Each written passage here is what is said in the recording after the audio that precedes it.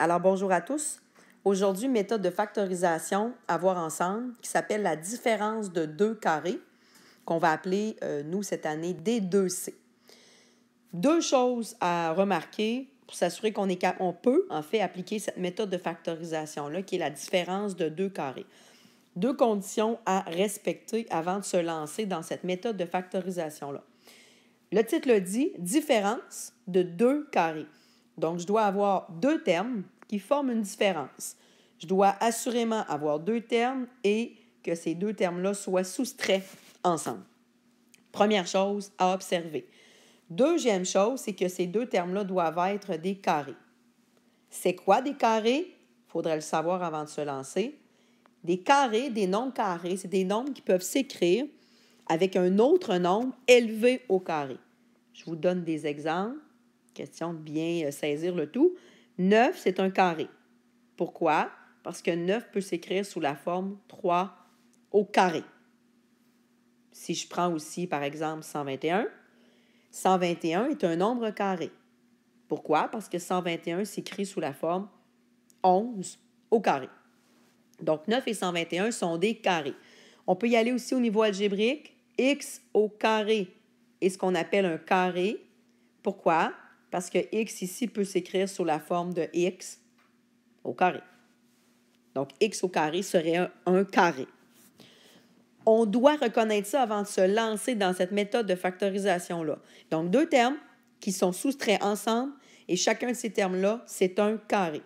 Si je regarde l'exemple 1, X au carré moins 9, j'ai une différence de deux termes. Première chose à vérifier. Deuxième chose, est-ce que mes deux termes, un avant et un après la soustraction, sont des carrés? X au carré, c'est un carré. 9, c'est un carré. Donc, on peut appliquer ici la méthode de factorisation, différence de deux carrés.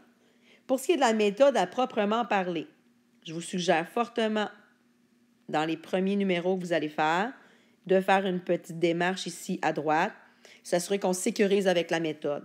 Par la suite, cette démarche-là ne sera pas une obligation, mais je vous suggère, comme je vous dis, de la faire vraiment dans plusieurs numéros. En fait, les premiers que vous ferez, là, faites la petite démarche pour vous sécuriser avec cette méthode de factorisation-là. Quelle est cette démarche-là en particulier? Donc, on doit faire la racine carrée de chacun des termes que nous avons. Si je prends mon premier terme, c'est x au carré. Si je fais la racine de x au carré, ça va me donner x. Donc, première chose à faire. Et on fait la même chose avec le deuxième terme que l'on a. Ici, mon deuxième terme, c'est 9. Donc, je vais faire la racine de 9. Je vais obtenir 3.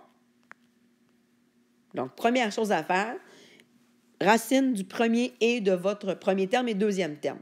C'est la démarche là, que je vous parlais tantôt là, qui serait très pertinente de mettre au départ pour faire cette méthode de factorisation-là. Une fois que ça c'est fait, bien, le plus gros effet ici, là, ce qui va nous rester à faire, c'est d'écrire notre factorisation là, à proprement parler. La factorisation va être une multiplication de deux parenthèses et à l'intérieur de ces deux parenthèses-là, on retrouvera le travail qu'on vient de faire. Parce qu'on ne l'a pas fait pour rien, assurément. Donc, ça va être quoi qu'on va mettre dans nos deux parenthèses? On va avoir deux facteurs là, à multiplier. Un qui va être la somme des deux facteurs qu'on aura trouvés dans notre précédente démarche. Et l'autre, ça sera la différence de ces deux éléments-là. Alors, comment écrire les choses? Dans mes deux parenthèses qui sont multipliées, je mets la racine du premier terme que j'ai fait, qui était x, la racine du deuxième terme, qui était 3. Et ce que je mets comme opération dans mes deux parenthèses, bien, dans la première parenthèse, ça sera la somme. Et dans ma deuxième parenthèse, ça sera la différence. Donc, voilà. Je viens de factoriser ma différence de 2 carrés ici. Ma factorisation, elle est là en bleu. Vous aimeriez vous vérifier, toujours très pertinent, vous assurez que votre factorisation est bonne. Vous faites le chemin inverse, vous faites votre distributivité, tel qu'on l'a vu là, dans la vidéo sur les opérations. Si vous faites votre distributivité et que vous retrouvez ce que vous aviez au départ, bingo, votre factorisation est bonne.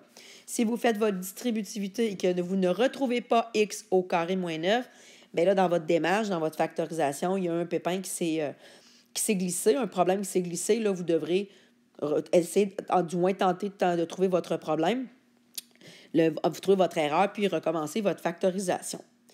Alors voilà, pour ce qui est de la différence de 2 carrés, je vous invite à tenter l'exemple 2 et l'exemple 3 que vous avez plus bas dans cette page-ci et assurément de vous valider là, dans les notes de cours complétées qui sont disponibles pour vous pour voir si vos 2 exemples que vous ferez seront bons. Donc, validez-vous, complétez les notes de cours et par la suite, là, vous tomberez dans les exercices sur cette méthode de factorisation-là. Alors voilà, bon travail!